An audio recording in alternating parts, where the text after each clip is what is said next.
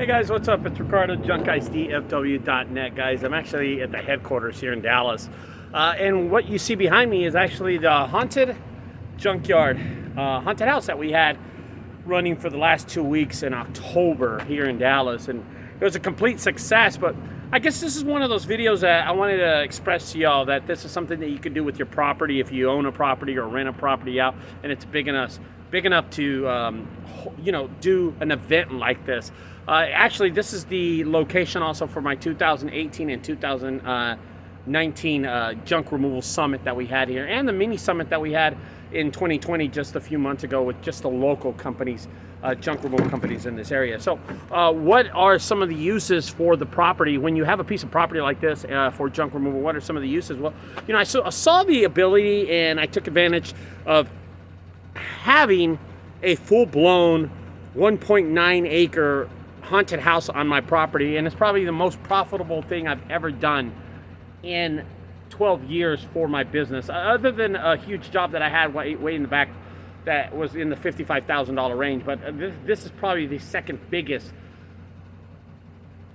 When I did that big job for $55K a few years ago, it was over 2 months, and it took me 2 months to complete the job. This only took me 6 days to make about $20,000, a little under $20,000 to make here at the junk removal haunted house. So we called it Oak Cliffs Junkyard Haunted House because literally we use junk. As you could tell, this is all junk.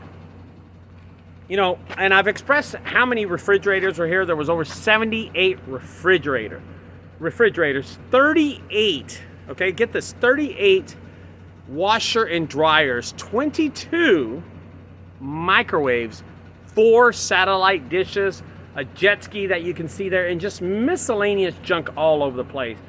There was over 22 mattresses, 19 couches that were used during the haunted house. So my expenses weren't that high in building the haunted house. 99.9% of this haunted house was built with just junk. Even the rolls of black nylon that was sat on top of the refrigerators to make it look darker, that was even a part of junk removal that we picked up in the last few months. Now, we started this in September the 1st and ended it near the last second week of October to complete the junkyard haunted house. But overall, it was completed. It was a complete success, and this is something else that you can do with your junkyard or property that you haven't. Some of the uses that you can have.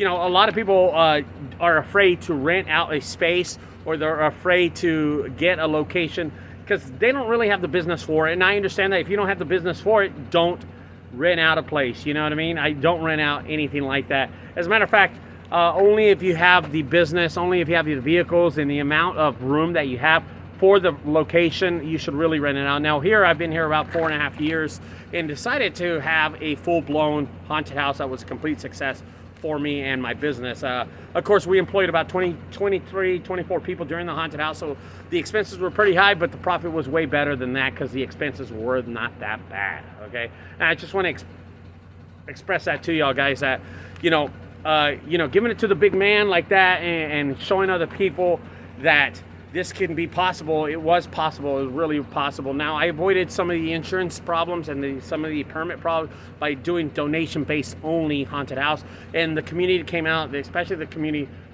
of Oak Cliff, they came out pretty strong for this area. We had a lot of low-income people come out here and just, give $5, $10, $20 to come into the haunted house. So it was a complete success. But I just want to express, taking the risk sometimes is a good thing. We took a risk here to open a haunted house, and it worked. This is probably as much as profit as somebody will make throughout the whole year, and we made it in 6 days. You know what I mean? 6 days we were able to make a little over 20K, profit over a little over $10,000. The biggest expense to this property was the employees. Of course, I haven't got the electric bill, but I'm pretty sure it's going to run about in the $400 or $500 range. You know what I mean? Anyway, guys, I'm not looking forward to that. But if you have any questions about the haunted house and, how the junk guys pulled off the haunted house, we actually have another video that's actually getting edited right as I'm speaking right now. And we filmed it on a new camera that I just recently bought, the DJI 2 action camera. It's running in 4K, so it's a great video, and it explains more details about how we ran the haunted house and how it went for us that full weekend. Anyway, my sister Maribel's in the video too, explaining she managed the whole haunted house for us for the last 2 weekends of course, October. But just to let you know, guys, we were it did come out to a complete success.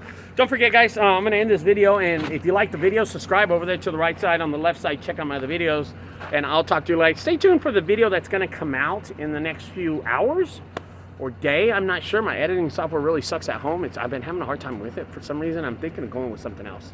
So I'll talk to you later, guys. Bye-bye.